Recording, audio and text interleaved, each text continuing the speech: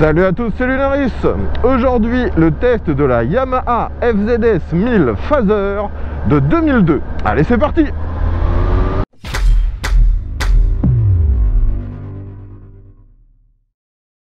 Les amis, aujourd'hui, le test d'une moto qu'on peut déjà plus ou moins mettre dans la catégorie Young Timer, et ça bien sûr grâce à l'un de mes abonnés. Merci à lui d'être venu jusqu'ici sur mon lieu de tournage afin que je puisse vous la présenter. Donc si comme moi, vous avez été motard au début des années 2000, vous connaissez forcément la gamme Yamaha Phaser. À l'époque, cette gamme était divisée essentiellement en deux motos, 600 cm3 et 1000. Donc la 600, appelée FZS 600, je l'ai déjà testé il y a de ça un bon moment. C'était une moto que j'ai vraiment appréciée. J'avais d'ailleurs été surpris de son efficacité. Aujourd'hui, vous l'aurez compris, on a une moto qui est esthétiquement très proche, mais celle-ci est équipée d'un moteur de plus grosse cylindrée, un 1000. Donc déjà, esthétiquement, comme sur la plupart des autres motos de la gamme Phaser, c'est une moto, on va dire, semi-carénée. On voit très bien le moteur sur le côté, mais on a quand même une tête de fourche assez proéminente. D'ailleurs, qui ressemble beaucoup à sa petite sœur en 600 cm3. Et dans cette gamme FZS, les moteurs choisis ont toujours été des 4 cylindres en ligne. Là, il s'agit d'un moteur qui est carrément dérivé de la sportive de l'époque, la R1. Donc il s'agit d'un 4 cylindres en ligne de 1000 cm3. Celui-ci est alimenté par 4 carburateurs. C'est un moteur qui a la particularité d'avoir 5 soupapes par cylindre et aussi un système exop. C'est un système de valve à l'échappement qui permet d'avoir encore plus de puissance à haut régime. Et donc ce moteur a été très légèrement retravaillé sur cette Phaser pour qu'elle ait un petit peu plus de coupe, pour qu'elle soit plus agréable à bas régime, plus efficace en terrain urbain. Donc elle fait 143 chevaux, ce qui reste énorme, et à l'époque c'était vraiment exceptionnel, surtout quand on compare à sa sœur, la R1, qui elle faisait 152 chevaux. Donc il n'y a vraiment pas une différence énorme en termes de performance. Au niveau du poids, par contre, bien sûr, cette Phaser est bien plus lourde qu'une R1. Celle-ci fait 236 kg tout plein fait, ce qui reste assez faible si on la compare avec d'autres motos en 4 cylindres en ligne vendues à l'époque. Franchement, c'est plutôt léger en fait. Le modèle que je vous présente aujourd'hui, vous voyez qu'il est quand même très proche de ce qu'on pouvait avoir à l'époque en concession. Les seules modifications visibles sur la moto sont les clignotants qui ont été remplacés, le support de plaque qui a été retiré et remplacé par un modèle beaucoup plus court. Sinon, tout est quasiment conforme à l'origine. Il y a juste les jantes et les rétros qui ont été repeints couleur carrosserie. Bon les amis, me voilà en centre-ville et franchement, ce qui me surprend avec cette moto, c'est que finalement, on a l'impression quand même de manœuvrer quelque chose d'assez imposant. La moto est, je vais pas dire lourde, mais encombrante. On a le réservoir qui est vraiment très large. D'ailleurs, celui-ci a une contenance de 20 litres. C'est vraiment pas mal. Par contre, l'inconvénient, c'est que forcément, ça vous écarte totalement les jambes. Sinon, la position sur la moto est très droite. Vous voyez que le guidon est assez relevé. Il est un peu large, même si j'aurais personnellement apprécié qu'il soit encore un petit peu plus grand. Et les repose-pieds sont vraiment dans une position neutre. La selle, elle aussi, n'est pas très haute. Donc finalement, on a presque une position à mi-chemin entre un roadster classique et un trail. C'est assez surprenant. Et forcément, cette position permet également de prendre les infos autour de nous sans avoir à lâcher le guidon. On est très bien placé. Si nécessaire, on a bien sûr les rétros qui sont directement sur le carénage. Donc on a une bonne vision sur ce qui se passe derrière nous. Mais il y a quand même environ 30-40% de chaque miroir qui reflète nos bras. Donc ici, vous voyez que je m'arrête, je peux mettre facilement un pied à plat, l'autre qui touche aussi le sol. Je peux pas mettre les deux pieds totalement à plat parce qu'en fait la selle est trop large. Et d'ailleurs, vous voyez qu'aujourd'hui, c'est pas la selle d'origine, c'est une selle confort. Et je me demande si celle-ci n'élargit pas encore l'entrejambe un tout petit peu. Mais sinon, donc moi du haut de mon mètre 70, j'arrive néanmoins à toucher par terre. On n'est pas trop mal. Allez, ici j'accélère un tout petit peu.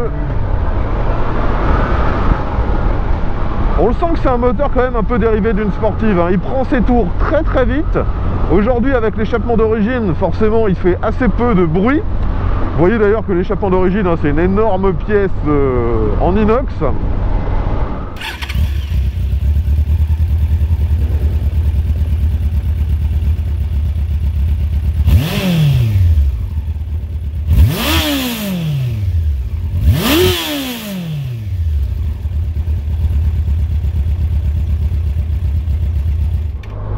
Alors ici on sort de l'agglomération, malheureusement il y a pas mal de trafic, je peux pas vraiment accélérer. Donc ce que je vais faire, c'est essayer de voir si ce moteur est capable de nous maintenir à bas régime. Donc je change les rapports. La boîte de vitesse est à 6 rapports. Après on retrouve un petit peu les défauts des boîtes de cette époque là chez Yamaha. Même si elle passe bien les rapports, à chaque changement on a une petite sensation dure dans le sélecteur, c'est pas très agréable. C'est beaucoup moins fluide que sur une Honda de la même époque, par exemple. Bon, vous voyez que cette moto est un peu carénée. Et d'origine, on a une petite bulle. Là, il s'agit d'une bulle qui était en option à l'époque, un peu fumée, mais elle n'est pas plus haute. Et franchement, là, je roule à peine à 70 et j'ai déjà énormément d'air qui arrive sur moi. D'ailleurs, vous devez l'entendre au niveau du micro. Si je me mets debout, il n'y a aucune différence. Finalement, je pense que si j'étais sur un roadster, j'aurais le même flux d'air qui arriverait vers moi. Maintenant, j'arrive sur le passage que je prends à chaque fois à basse vitesse. Donc, cette machine se manœuvre assez bien, hein.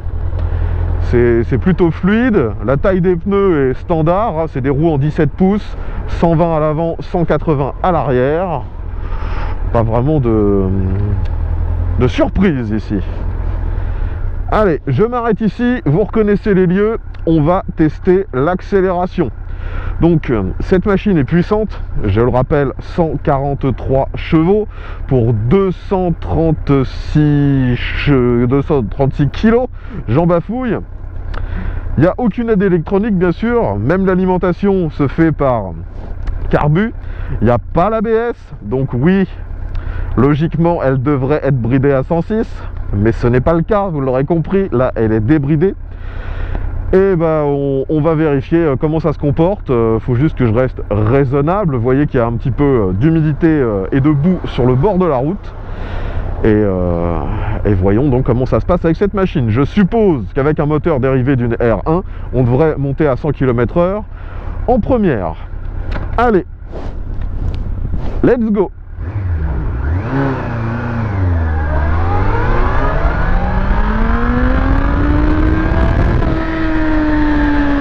Ouais, ça marche très très bien.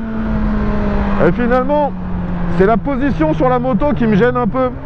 J'avoue que je ne sais pas trop comment me positionner. J'ai un peu de mal à saisir les leviers. Que ce soit l'embrayage ou le frein, ils sont tous les deux légèrement trop loin pour moi et ça a tendance à me déstabiliser. D'ailleurs, uniquement le levier de frein est réglable. Je l'ai réglé au plus près pour moi. Mais malheureusement, c'est toujours un petit peu loin. Enfin. Maintenant, on va faire un petit demi-tour. Voyons comment ça tourne. Donc, je braque à fond. Même procédure qu'habituellement. En plus, vous voyez que le point de patinage est un peu loin pour moi. Donc, c'est pas forcément la moto la plus facile à gérer à basse vitesse. Bon, ça fait demi-tour sur l'espace de la route. C'est pas trop mal. Maintenant, on va refaire une accélération et ensuite, on va tester le freinage qui semble assez balèze. D'ailleurs, je crois qu'il vient lui aussi d'une R1. Allez, c'est parti.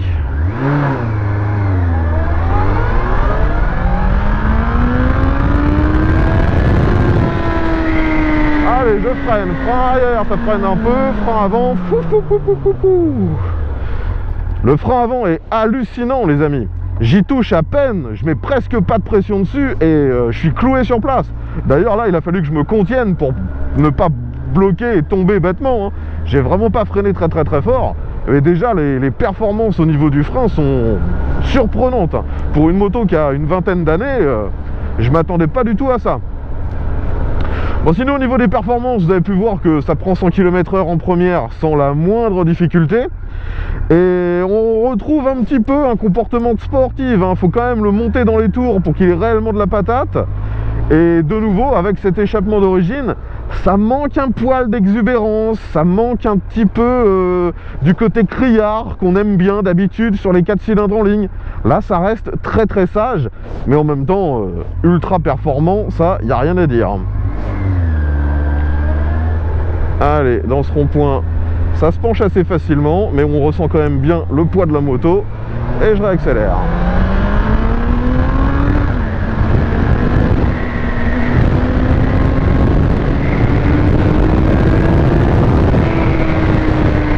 C'est une fusée.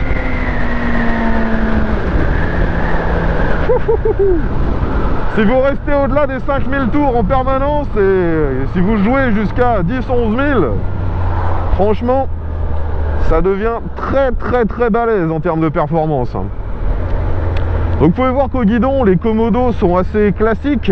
Sur la gauche, on a bien sûr tout ce qui gère l'éclairage. On a également des feux de détresse, et ça c'est plutôt pas mal pour une machine un peu ancienne. On a aussi la tirette pour le starter, car comme je vous l'ai dit, elle est encore alimentée par carburateur. Sur la droite, démarreur, coupe-circuit, ainsi que le bouton pour allumer les feux, vu que ce n'était pas encore automatisé sur ce modèle. Le tableau de bord, lui, est confié à des cadrans à aiguilles, donc ça donne un côté un peu vintage, et personnellement, j'aime beaucoup. On a bien sûr un compte-tours, on a la vitesse, graduée jusqu'à 280, et une jauge de carburant. On a également deux petits écrans à cristaux liquides, un qui sert d'horloge et l'autre d'odomètre. Vous avez également les trip 1, trip 2. Et en dessous, les quelques voyants de base. Donc forcément, c'est pas très moderne, mais ça reste suffisant. De nouveau, ça se penche assez bien. Et c'est vrai qu'avec cette position, j'ai presque l'impression parfois d'être sur un trail qui aura été surbaissé. C'est une sensation un petit peu déconcertante, surtout quand on voit les perfs du moteur. D'ailleurs là, vous voyez que je suis de nouveau en agglomération, donc je suis stabilisé à 50, et il faut que je sois très précis avec mon accélérateur, car à la moindre micro-rotation de celui-ci, ça part comme une fusée. Là, c'est à l'ancienne, hein. Il faut vraiment être précis avec votre accélérateur. Il n'y a aucun garde-fou pour vous aider. Ici, on va refaire un petit test de souplesse. Donc, j'essaie de me coller en 6. Donc, je suis en 6 à 30 km/h et ça passe. Comme d'habitude avec ce genre de motorisation, hein, c'est très souple, même si on sent bien que là, je suis en sous-régime. Allez, je réaccélère. C'est fluide, c'est souple, mais on n'a pas non plus autant de souplesse que sur ses concurrents de nouveau de chez Honda, Kawasaki ou Suzuki. Après, quand je vous dis qu'il n'y en a pas autant de souplesse, ça ne se joue pas à grand chose, hein. Alors, de nouveau un passage à basse vitesse. Ah, la boîte de vitesse, vous devez l'entendre parfois, hein, ça claque un petit peu. Allez, je réaccélère, je suis en côte.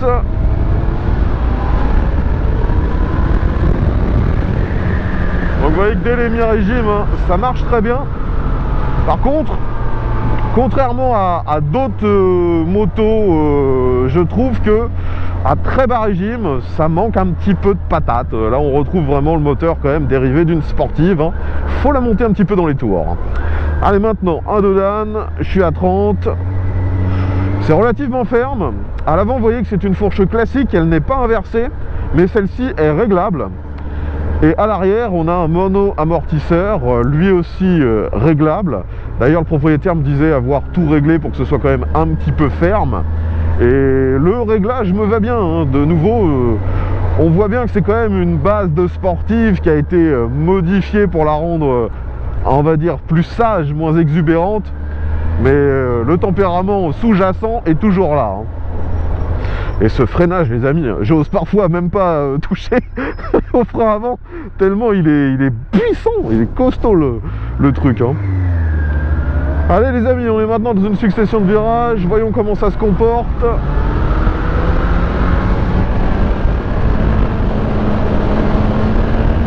Franchement, la moto me paraît bien plus légère en conduite sportive que son poids réel. Elle se bascule très bien, le freinage est vraiment mordant. C'est bluffant en fait, on s'y attend pas du tout. Elle incite un peu à sortir le genou. On a quelques vibrations lorsqu'on reste au minimum à 5000 tours. Et ça reprend tout le temps. Malheureusement aujourd'hui il y a un peu de trafic devant moi, je peux pas l'utiliser au max. De toute façon, ai-je réellement le niveau pour utiliser un tel moteur au maximum de ses performances? De nouveau, le tempérament sport est vraiment présent. Il y a moyen d'aller à des vitesses absurdes avec un modèle de ce genre. Alors que quand on la regarde, surtout aujourd'hui en finition grise, on se dit que c'est une moto un peu sage. En plus, esthétiquement, maintenant elle est un peu datée. C'est surprenant. Je pense que peu de gens en fait imaginent les capacités réelles d'une moto de ce genre. Ça a une patate. Allez, ici on va faire un petit dépassement.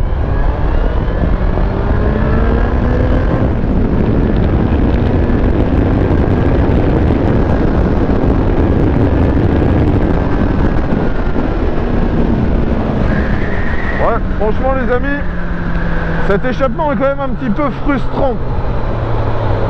Parce que finalement, quand on regarde notre compteur, on se dit non mais c'est pas possible, je suis pas déjà à une vitesse pareille. Et pourtant si, on va beaucoup plus vite que ce qu'on pourrait croire. En plus, passé 80-90, le bruit du vent commence à devenir vraiment présent sur le casque. Et donc le bruit de l'échappement et du moteur, on l'entend presque plus. Bon allez, on va faire un petit passage sur l'autoroute, je m'engage.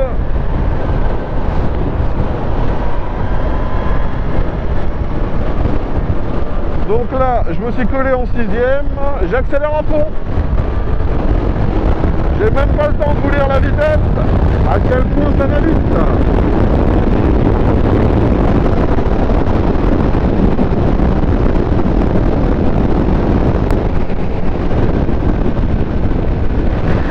Franchement, c'est une folie ce moteur. Après par contre niveau protection c'est vraiment pas dingue, hein. J'ai l'impression d'avoir uniquement les cuisses et un petit peu les jambes de protéger. Sinon j'ai énormément d'air sur le torse, sur la tête, sur les bras. De nouveau le carénage me semble vraiment assez inefficace, hein. On se demande si c'est pas juste mis en place pour l'esthétique. Allez, sortons de l'autoroute. Donc forcément avec un moteur aussi dingue, vous doutez bien qu'il n'y a pas de problème au niveau des perfs. Mais je ne pense pas que ce soit non plus la moto la plus agréable pour de très longs trajets autoroutiers dû au manque de protection. Pour revenir sur l'esthétique, je vous l'ai dit, ça ressemble beaucoup à sa version 600. Donc on retrouve une face avant, une optique assez similaire. On a à l'avant donc deux feux. Les clignotants, eux, ont été remplacés par des modèles plus petits, aussi bien devant que derrière. Allez, c'est parti pour une dernière accélération.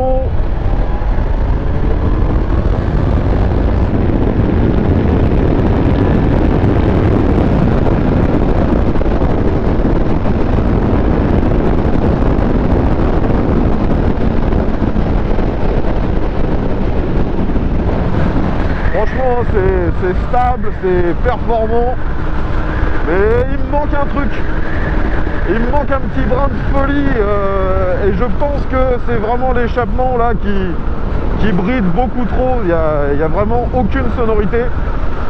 C'est un petit peu frustrant, du moins selon mes critères.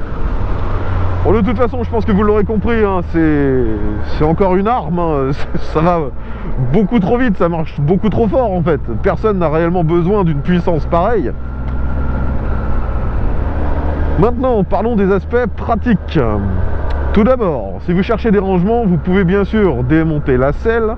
En dessous, il y a de quoi mettre une petite trousse d'outils, peut-être un bloc-disque, un gilet jaune. Enfin, c'est pas trop mal. Vous voyez d'ailleurs que la forme de la selle permet, si nécessaire, d'accueillir un passager plutôt bien. La selle est large. Il y a des poignées de maintien pour la personne derrière vous.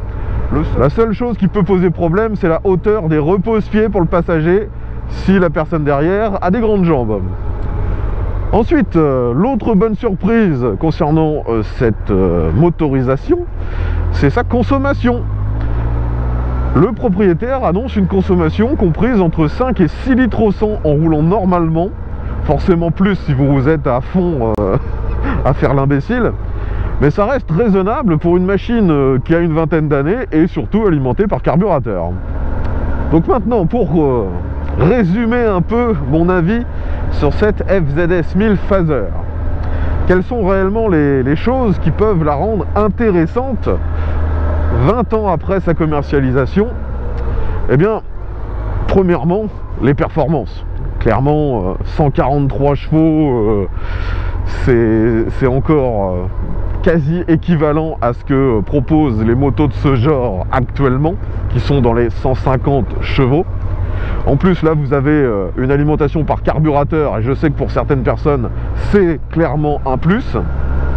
Mais ce qui risque surtout de jouer dans votre décision d'acheter ou pas ce modèle, c'est actuellement sa valeur sur le marché de l'occasion. Car cette moto se trouve à des tarifs ridiculement faibles. Actuellement, si vous en prenez une qui aurait quand même pas mal de kilomètres, donc je dirais entre 50 et 100 000, eh ben vous pouvez avoir ça pour environ 2500 €. Donc c'est vraiment pas cher. Surtout d'ailleurs, vous pouvez voir que globalement c'est très fiable, vu qu'il y a pas mal d'annonces pour ces motos qui ont largement dépassé les 100 000 km sans problème majeur. Donc clairement, si vous cherchez une machine polyvalente et surtout très performante pour pas trop cher, bah, ça peut être un choix judicieux. Par contre, un des points à vérifier, c'est quand même l'esthétique globale, les plastiques, la rouille et l'état des peintures, car il semblerait que tout ça vieillisse relativement mal en fonction des conditions de stockage qu'a subi la moto durant sa vie. Enfin voilà les amis, je pense maintenant avoir fait le tour des caractéristiques de ce modèle. Si vous avez des questions concernant celui-ci, eh bien l'espace commentaire est là pour ça.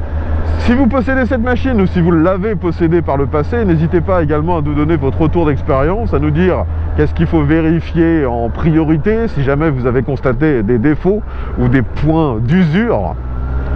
Je tiens encore à remercier mon abonné qui est venu jusqu'ici avec cette moto afin que je puisse vous la présenter. C'était super sympa de sa part. Et je vous reprécise d'ailleurs que l'ensemble des tests sur ma chaîne sont faits en collaboration avec mes abonnés. Donc si comme lui vous avez un véhicule que vous aimeriez me voir tester en vidéo, eh bien je vous invite à prendre contact avec moi. Tous les moyens de le faire sont dans la description. Comme d'habitude, si vous avez apprécié la vidéo, pensez bien sûr à vous abonner et à mettre un petit pouce vers le haut. Comme ça, on se retrouvera très prochainement dès la publication d'un nouveau test. A bientôt et vive à tous!